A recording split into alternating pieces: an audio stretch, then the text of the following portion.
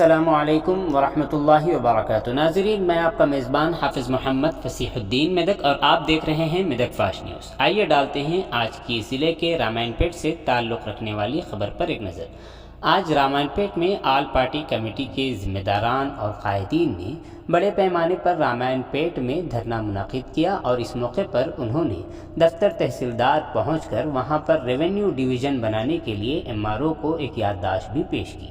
इस मौके पर कई एक सियासी कायदीन ने इस बात का मुतालिबा किया कि रामायणपेट को फिलफौर मंडल डिवीज़न बनाया जाना चाहिए। इस मौके पर कई एक पार्टियों के कायदीन भी मौजूद थे। आइए इस सिलसिले में एक तफसीली रिपोर्ट आप हजरात के पेश खिदमत है।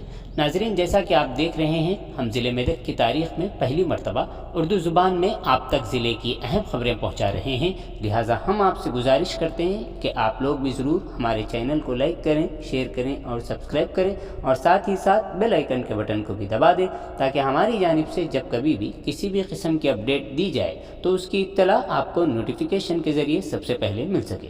नाजरीन, अगर आप लोग अपने कारोबार या किसी और किस्म के मुताल्लिक़ हमारे चैनल पर इश्तिहार देना चाहते हो या फिर एडवर्टाइजिंग करवाना चाहते हो तो हमारे सेल नंबर 9000214611 पर हमसे रब्त पैदा करें। आइए न्यूज़ के सिलसिले में एक तफसीली रिपोर्ट आप हजरात के पेश करें। నమస్కారాలు। రెవెన్యూ డివిజన్ గురించి ఏదైతే ఇంతకుముందు తొలి ఉద్యమం జరిగింది, ఇప్పుడు మలిదశ ఉద్యమం రెవెన్యూ డివిజన్ గురించి జరుగుతుంది. తెలంగాణ గురించి సబ్బండ వర్గాలు ఎట్లయితే తెలంగాణ ఉద్యమం చేపట్టిరో అట్లనే రెవెన్యూ డివిజన్ గురించి కూడా ఇక్కడ విపక్షాలన్నీ ఏకమై ప్రజలందరూ యూత్ సభ్యులందరూ ఏకమై మలిదశ ఉద్యమానికి నాంది పలికిర్రు. కొద్ది రోజుల కింద ఒక చిన్న మీటింగ్ సమీక్ష ఏర్పాటు చేసుకోవడం జరిగింది.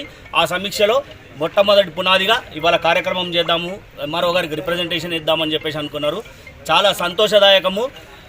ఇక్కడ చిన్న చిన్న వ్యాపారస్తులు కానీ పెద్ద వ్యాపారస్తులు కానీ మిగతా ఈ రామాయంపేటలో జీవించే వాళ్ళు ఇంతకుముందు అసెంబ్లీ కాన్స్టిట్యున్సీ ఉండే, అసెంబ్లీ కాన్స్టిట్యున్సీ పోయింది, ఇప్పుడు మండలాన్ని చిన్నగా చేసిర్రు. దానివల్ల చాలా ఇబ్బందులు ఎదుర్కొంటారు, ఆర్థికంగా చాలా నష్టపోతున్నారు. రెవెన్యూ డివిజన్ ఉంటే అంటే చుట్టుపక్కల గ్రామాల నుంచి ఇక్కడికి వచ్చే వాళ్ళు ఉంటారు, వ్యాపారాలు నడుస్తాయి, అందరూ మంచిగా బతుకుతారు. అబద్ధాల హరీష్ రావు గారు ఇంతకుముందు రెవెన్యూ డివిజన్ వెంటనే ఫస్ట్ రెవెన్యూ డివిజన్ ప్రకటిస్తే తెలంగాణలో రామాయంపేటే ఉంటుందని చెప్పేసి అన్నాడు. అబద్ధాల హరీష్ రావు గారు ఇది ఒకసారి గుర్తు చేసుకోవాల్సిన అవసరం ఉంది. రామాయంపేట వెంటనే రెవెన్యూ డివిజన్గా ప్రకటించాలి. ఇక్కడ ఉన్న ప్రజలందరికీ ఆమోదయోగ్యంగా ఉంటుంది.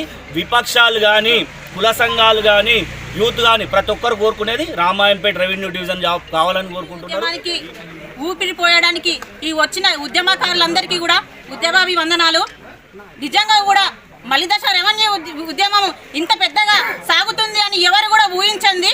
ఎందుకంటే రామాయంపేటలో ఒక పండగ వాతావరణం సృష్టించింది ఈరోజు ఈ ర్యాలీతోని.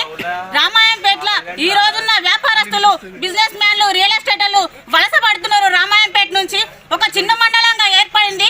రామాయంపేటలో ఉన్న ఊర్లని మండలాలుగా చేసే వరకల్లా ఈ రోజు రామాయంపేట ఒక చిన్న మండలంగా ఏర్పడింది. కాబట్టి రామాయంపేటలో ఉన్న ప్రజలకు, వ్యాపారస్తులకు, బిజినెస్ మ్యాన్లకి, రియల్ ఎస్టేటర్లకి అన్ని రకాలుగా ఇబ్బందులు ఎదుర్కొంటున్నారు. కాబట్టి రామాయంపేటని వెంటనే రెవెన్యూ డివిజన్ ప్రకటించాలి.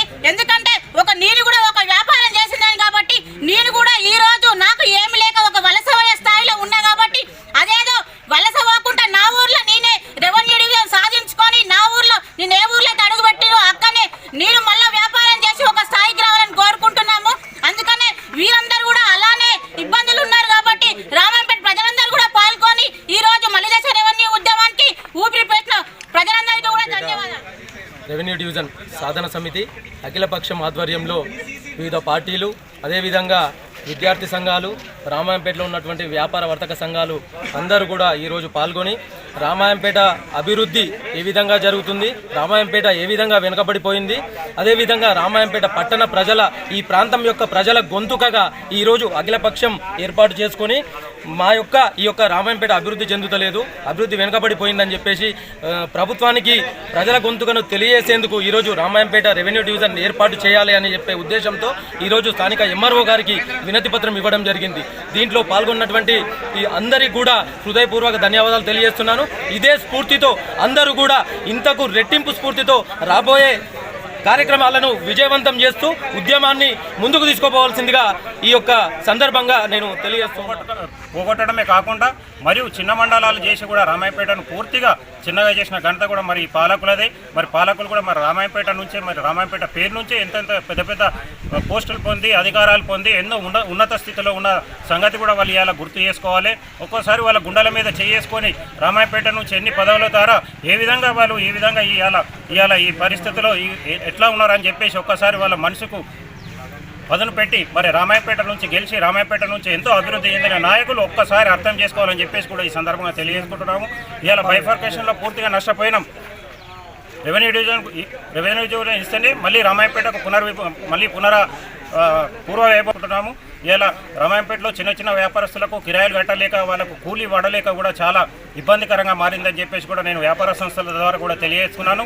మరి ఇలా కులమతాలకు అతీతంగా వ్యాపారస్తులు కానీ అందరూ పార్టీలకు అతీతంగా ఏ రాజకీయ పార్టీలకు అతీతంగా ఇలా రెవెన్యూ డివిజన్ కోసము ఇందిరామ్మ గాంధీ నుంచి స్టాచ్యూలు మొదలుకొని మొత్తం 10 విగ్రహాలకు రామాయపేటలో ఉన్నటువంటి మహనీయులకు అందరికీ పూలమాలలు వేస్తూ స్థానిక ఎంఆర్ఓ జ్యుడిషియల్ ఆఫీసర్ అయినటువంటి మన రామాయపేట ప్రాంతానికి చెందిన ఎంఆర్ఓ గారికి మరి వినతి పత్రం కూడా సమర్పించుకోవడం జరిగింది. కాబట్టి ఇప్పటికైనా కనువింపు జరిగి అఖిలపక్ష నాయకులనే కాదు ఇలా కాంగ్రెస్ వాళ్ళు టీఆర్ఎస్ వాళ్ళు తర్వాత బీజేపీ వాళ్ళు సిపిఐ వాళ్ళు సిపిఎం వాళ్ళు కాకుండా మరి టీఆర్ఎస్ నాయకులు కూడా రామాయపేటలో పుట్టి రామాయపేటను అభివృద్ధి చేయడానికి పూనుకోవాలని చెప్పేసి ఈ సందర్భంగా మేము విన్నవించుకోవడం జరుగుతుంది. అట్లాగే రామాయపేటలో ఉన్న సమస్యలన్నీ తీర్చాలని చెప్పేసి కూడా గౌరవ రాష్ట్ర ప్రభుత్వాన్ని కూడా ఇందు మూలంగా కోరడం. రెవెన్యూ డివిజన్ కోసం ఉద్యమం చేయాలనుకుని రామంపేటలో ఉన్న అఖిలపక్ష నాయకులు అందరూ అన్ని రాజకీయ పక్ష నాయకులు అందరం కూడా అఖిలపక్షంగా ఏర్పడి నిన్నగాక మొన్ననే మేము ఒకే పిలుపు మేరకు కొందరు కార్యకర్తలతోటి సమావేశం ఏర్పరచుకోవడం జరిగింది.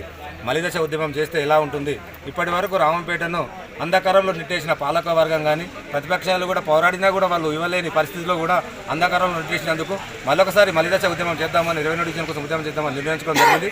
ఈరోజు శాంతియుతంగా అన్ని పక్షాల వారు అధికార పక్షము ప్రతిపక్షము అన్ని రాజకీయ పార్టీలు కుల సంఘాలు యువజన సంఘాలు సోషల్ మీడియాలు ఓన్లీ రామంపేటని అనుకున్నాం మేము. అంటే పక్క గ్రామాలు కానీ పక్క మండలాలు కానీ ఎవరు కూడా పిలుపునియలేదు. రామంపేట స్పందన ఎలా ఉంటుంది, రామంపేటను ఐక్యం చేయాలని ఫస్ట్ రామంపేట పట్టణాన్ని ఐక్యం చేసి తర్వాత వేరే గ్రామాలకు వేరే మండలాలకు వెళ్దామన్న ఉద్దేశంతో మేము ఎవరికి కూడా మేము పిలుపులో ఈ భాగంగా పిలవలేదు. కాబట్టి వాళ్ళందరూ కూడా దయచేసి క్షమించాలి. మేము శాంతియుతంగా ఈరోజు రెవెన్యూ డివిజన్ ఆకాంక్షను ప్రజలకు తెలియజేయడానికి శాంతియుతంగా ర్యాలీ చేయడం జరిగింది. ఇదే ర్యాలీని ఇదే స్ఫూర్తితో రేపు ముందు కూడా చాలా పోరాటాలు చేస్తాము. రెవెన్యూ డివిజన్ ప్రకటించే వరకు అధికార పక్షము ప్రతిపక్షాలను కలుపుకొని పోతాము.